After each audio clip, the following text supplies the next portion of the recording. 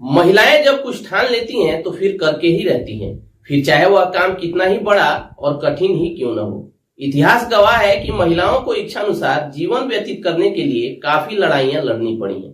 एक दौर तो ऐसा था जब समाज की ये सोच थी कि महिलाएं कुछ खास कार्यों के लिए ही बनी हैं, जैसे घर संभालना, बच्चे पैदा करना। इससे ज्यादा वे कुछ कर ही नहीं सकती। पर महिलाओं ने इन सारी बातों को गलत साबित कर दिया।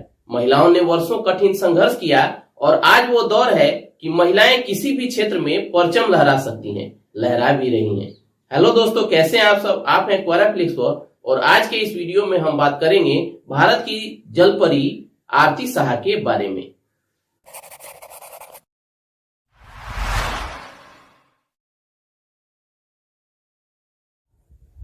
आरती साहा एक ऐसी महिला जिसने सारी रूढ़ियों को तोड़ते हुए न सिर्फ अपना बल्कि अपने देश का नाम भी रोशन किया। 24 सितंबर 1940 को कोलकाता के मध्यवर्गीय परिवार में आरती का जन्म हुआ था।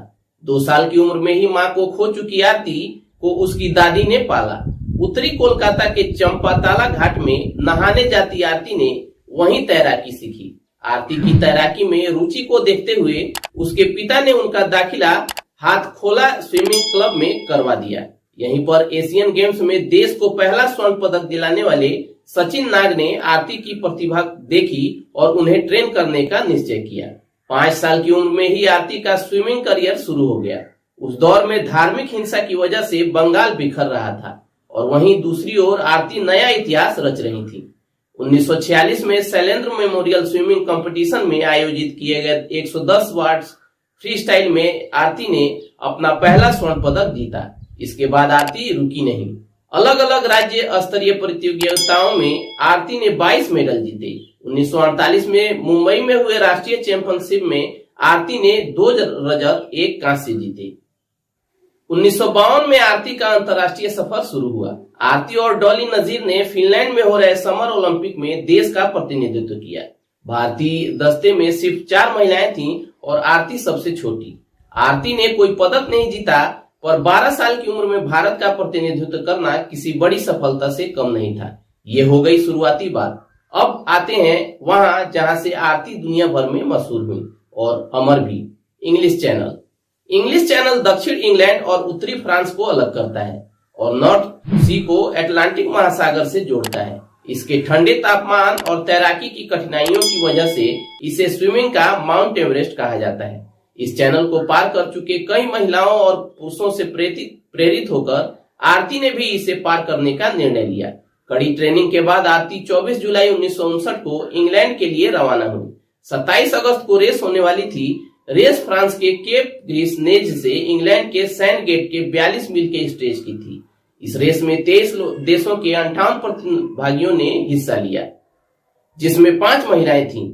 आखिरकार प्रतियोगिता का दिन आ गया। आरती का पायलट बोट वक्त पर नहीं पहुंचा और उन्हें 40 मिनट देरी से रेस शुरू करनी पड़ी। आरती तट से 5 मील ही आगे बढ़ी थी कि उन्हें खतरनाक मौसम का सामना करना पड़ा। पानी के बहाव से 6 घंटे तक लड़ने के बाद पायलट के दबाव के कारण आरती को रेस छोड़नी पड़ी। दोस्तों, आरती ने हिम्मत नहीं हारी, दोबारा ट्रेनिंग की और इंग्लिश चैनल को हराने की दूसरी कोशिश की।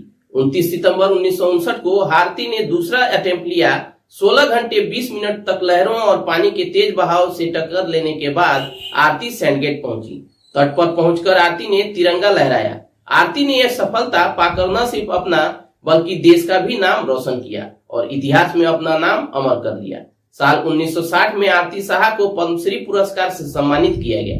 भारतीय डाक ने उनके जीवन से महिलाओं को प्रेरित करने के लिए साल 1998 में एक डाक टिकट भी जारी किया।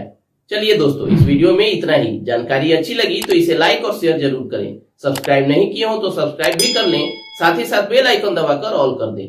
और अगर आपके पास कोई सवाल या सुझाव है तो नीचे कमेंट करके हमें जरूर बताएं। मिलते हैं एक और वीडियो में, तब तक keep searching for knowledge and try to be a kind person.